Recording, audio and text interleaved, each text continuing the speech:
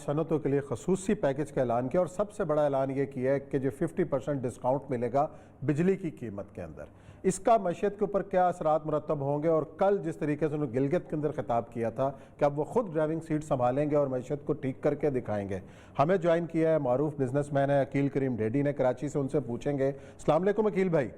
वालेकुम अस्सलाम। अकील भाई, आज जो वज़ीर आज़म ने इंसेंटिव दिया है और जो ऐलानात किए हैं, इससे क्या फ़र्क पड़ेगा? मईशत किस तरीके से बेहतर होगी? देखिए, मैं आपको बता दूं, मईशत पाकिस्तान की इस वक्त बहुत ही राइट डायरेक्शन पे चल रही है। हमारी इकोनॉमी के सारे इंडिकेटर पॉजिटिव हो चुके हैं और आज का जो ऐलान है, उस ऐलान के बाद तो मैं समझता हूँ पाकिस्तान बूमिंग के नाम से आप याद करेंगे। पाकिस्तान बूमिंग, हाँ, बूमिंग पाकिस्तान। इंडिया वजह मैं बता दूं कि कल अगर आप देख लें, सितंबर अक्टूबर के जो नंबर आए ना, वो सारे अनबिलीवेबल आए। आपके एक्सपोर्ट के नंबर आप उठा लें, अक्टूबर में 2 बिलियन क्रॉस कर गए गुड एक्सपोर्ट। हाँ, ये तो है। और ये जो है ना, ये कभी भी पाकिस्तान ने पहले अचीव नहीं किया। सर्विसेज इसके अलावा है, ठीक है। और सीमेंट के number all time high, steel के नंबर ऑल टाइम हाई। अब जो आपका एनर्जी, जो पाकिस्तान का सबसे बड़ा इशू है, जो एसएमईज का सबसे बड़ा इशू है, वो बेचारे महंगी बिजली की वजह से वो काम नहीं कर पा रहे थे। तो गवर्नमेंट ने उनको जो इंसेंटिव दिया है वो इतना बड़ा है कि मैं समझता हूँ जो बंदा अब 8 घंटे काम कर रहा है वो कोशिश करेगा 16 घंटे की शिफ्ट करने। क्योंकि उसको फायदा क्या होगा कि जो पिछली बिजली जो इस्तेमाल की है उसने लास्ट ईयर, उससे ऊपर जितनी भी बिजली इस्तेमाल करेगा हाफ रेट में गवर्नमेंट चार्ज करेगी। ठीक। तो उसकी कॉस्ट नीचे आ जाएगी। तो एसएमई जो इस वक्त कोविड के बाद हम देख रहे हैं, ये वाइज सेक्टर था जो खड़ा नहीं हो रहा था।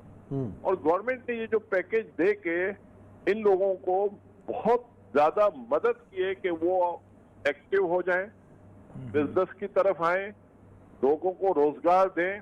और जो एनर्जी जो उनका सबसे बड़ा इशू था उसको उन्होंने हाफ रेट कर दिया। अच्छा अकील भाई, एक बात है कि एसएमई तो इम्पोर्टेंट चीज है, स्मॉल एंड मीडियम एंटरप्राइजेस। ये तो कहा जाता है कि ये बेसिस होती हैं, ये एक इंफ्रास्ट्रक्चर बिल्ड करती हैं, उसके बाद बड़ी इंडस्ट्रीज इन्हीं के ऊपर बेस करती है और ये पब्लिक को, आम आदमी को, मिडिल मैन को, मिडिल क्लास के आदमी को स्टेबलाइज करती हैं और माशरा ठीक होता है। लेकिन असल मसला ये है कि पाकिस्तान जिस तरह की इकॉनमी है, ये एक एग्रो बेस्ड इकॉनमी है।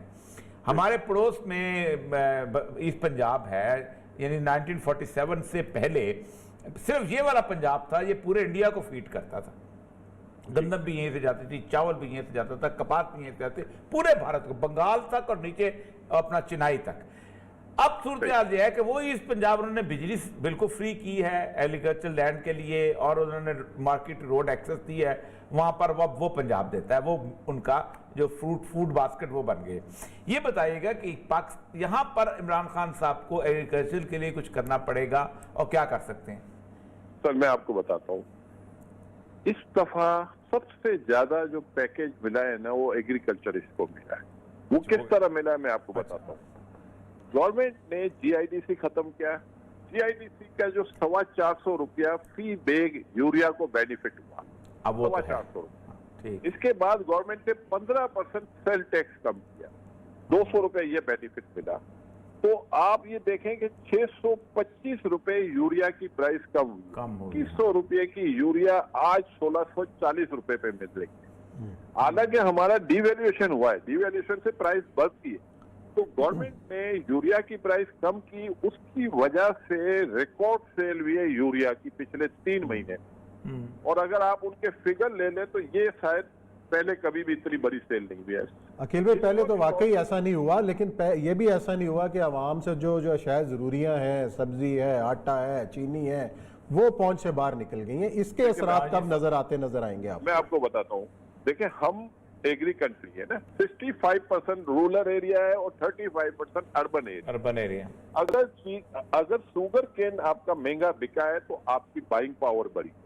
अगर आपकी राइस जो कि एरी 6 हम कभी सुनते होते थे कि 14 रुपए और 16 रुपए में बिकती थी, वो इस दफा 60 रुपए में और 58 रुपए में बिकती। इसका बेनिफिशियरी फार्मर है। अगर आप वीट की प्राइस अच्छा, ये ना बड़ा कैच है अकील भाई, यहाँ पर एक मिनट रुक जाए। फार्मर के दरमियान एक मिडिल मैन आता है, असल मसला तो उसी का खराबी है ना, फार्मर बेचारे तक बहुत कम पहुंचता है। ये कहां से, ये टूटेगा कहां से? वो जो आटा खरीदते हैं उसके, जी हाँ, माफियाज जो बैठे हैं जगह जगह, माफियाज। बिल्कुल ठीक कह रहे हैं, पाकिस्तान में मिडिल मैन बेनिफिशियरी ज्यादा होता है, बहुत होता है। अभी गवर्नमेंट जो स्टेप दे रही है ना, वो वेयर हाउस बना रहे हैं, कमोडिटी एक्सचेंज को प्रमोट कर रहे हैं, आपका फ्यूचर ट्रेडिंग को प्रमोट कर रहे हैं। ये सारी चीजें इन फार्मर्स के लिए बेहतर होगी।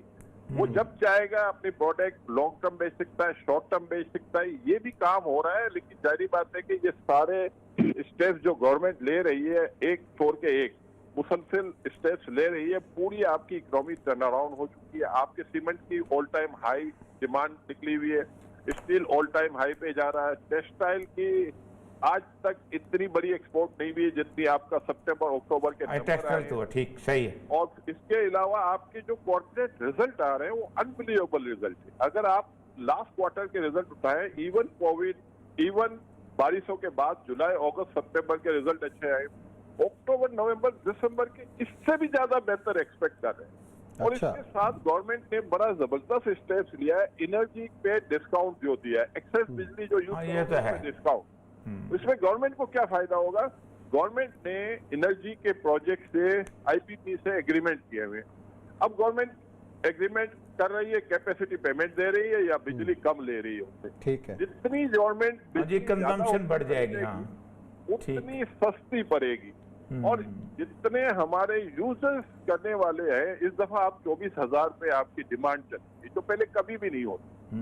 अगर ये डिमांड इसी तरह 24 से 26 पे जाती है तो गवर्नमेंट उसकी बेनिफिशियरी होगी जी, वो मैक्सिमम यूटिलाइजेशन हो जाएगा जी, मैक्सिमम यूटिलाइजेशन हो जाएगी तो वो ये बिल्कुल ठीक। अच्छा अखिल भाई, दूसरी ये बात बताइएगा कि ये सारी चीज़ों के चलने के लिए ज़रूरी है कि मुल्क का सियासी माहौल भी ठीक रहे। हाँ, एक तरफ तो ये आप इशारिये अच्छे मुस्बत की बात कर रहे हैं, दूसरी तरफ यही वो पीरियड है कि नवंबर, दिसंबर और जनवरी पूरा एक एहतजाजी प्लान तरतीब दिया हुआ है अपोजिशन ने, तो उस माहौल को भी तो ठीक रखना हुकूमत की जिम्मेदारी है, लेकिन इस तरफ तो हुकूमत तवज्जो भी नहीं दे रही। देखिए मैं आपको बताता हूँ, पाकिस्तान में पॉलिटिकल स्टेबिलिटी अगर आप एक्सपेक्ट करते हैं तो मैं समझता हूँ कि हम हकीकत पसंद लोग नहीं हैं। कोई कभी हमने नहीं सुना कि कोई अच्छे को अच्छा कहे।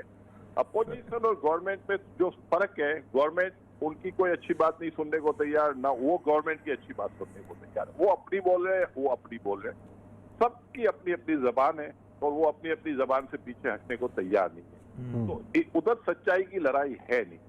अब इस माहौल में अगर आपकी बिजनेस एक्टिविटीज बेहतर हो जाए, लोगों को रोजगार मिल जाए, लोगों को महंगाई से जान छूट जाए, तो ये बड़ी कामयाबी होगी। मैं ये समझता हूँ कि अगर पिछले 2 साल 3 साल पुराना रिकॉर्ड उठा ले, हर तीसरे दिन माल रोड पे फार्मर आके एहतजाज कर रहा था, आज भी कर रहा है, आज भी है, किसान आज भी हैं।